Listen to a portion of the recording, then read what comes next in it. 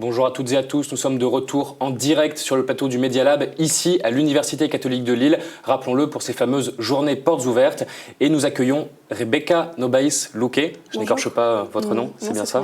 Alors Rebecca, vous êtes au lycée, vous êtes dans quelle filière? Je suis dans une filière S, donc scientifique, en spécialité SVT. D'accord, pourquoi avoir choisi une filière scientifique?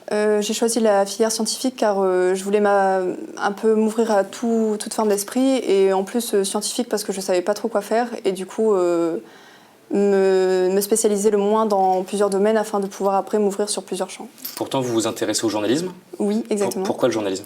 Le journalisme parce que je m'intéresse particulièrement à l'actualité du monde, donc à soulever les questions de la société et tous les problèmes qui vont quotidiennement chaque jour.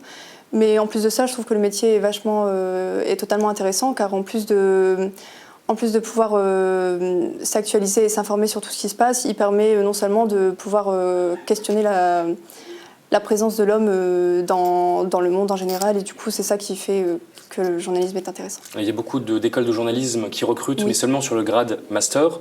Il y a une licence à choisir avant. Vous envisagez justement de faire quelle licence pour engager votre première étape pour votre parcours de journaliste? Je serais particulièrement intéressée par la licence MCC, donc comme ça pourrait me permettre... Je rappelle, c'est la licence Média, Culture, Communication de la Cato. De la Cato, qui permettrait ainsi de m'habituer à peu près au domaine des médias et donc du coup après faire un master de journalisme à la Cato pour pouvoir peut-être partir dans la télévision ou la presse écrite. Justement, j'allais vous demander, vous avez déjà une idée du type de média qui vous intéresserait, ou du type de journalisme du moins?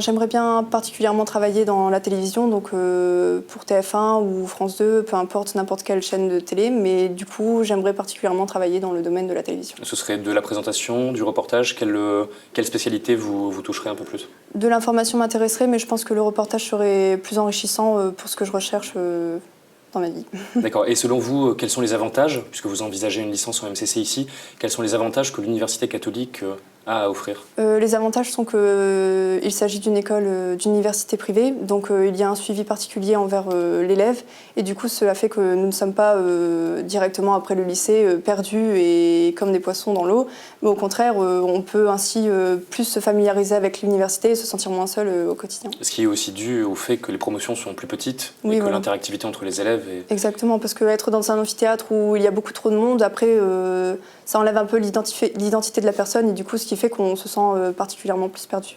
Est-ce que vous avez un modèle journalistique qui vous a donné envie de faire ce métier, une icône, une idole qui vous a poussé dans cette voie? J'ai grandi avec Claire Chazal sur TF1, donc j'ai pu voir son évolution à partir des études qu'elle a fait et je trouve que c'est intéressant de voir qu'elle a pu partir d'école et de matières qu'elle n'avait pas du tout imaginé en faisant journalisme. Et du coup, c'est ça qui est intéressant de voir le parcours de la personne au cours de sa vie, qu'elle a pu échanger et découvrir de nombreuses choses. Donc une icône de présentatrice. Ouais, voilà. C'est une passion de famille, d'ailleurs, j'ai cru comprendre. Vous pouvez nous en dire un petit peu plus à ce sujet? Cette passion vient de mon frère, en fait, car il m'a toujours, et de mes parents, qui m'ont toujours intéressée envers le cinéma, le jeu des acteurs, les caméras, derrière les caméras. Et c'est là qu'en fait, on se rend compte que derrière les caméras, il y a un énorme travail. Et du coup, après, comme mon frère a joué en tant que figurant dans pas mal de films comme Dunkerque ou encore un film de Guillaume Canet, c'est ce qui fait qu'il m'a passionnée un peu pour le journalisme, de découvrir ce milieu et du coup, voilà. Très bien, une affaire de famille, on l'a compris. Merci beaucoup, Rebecca, d'être venue vous prêter au jeu des questions ici au Media Lab pour la journée Portes ouvertes.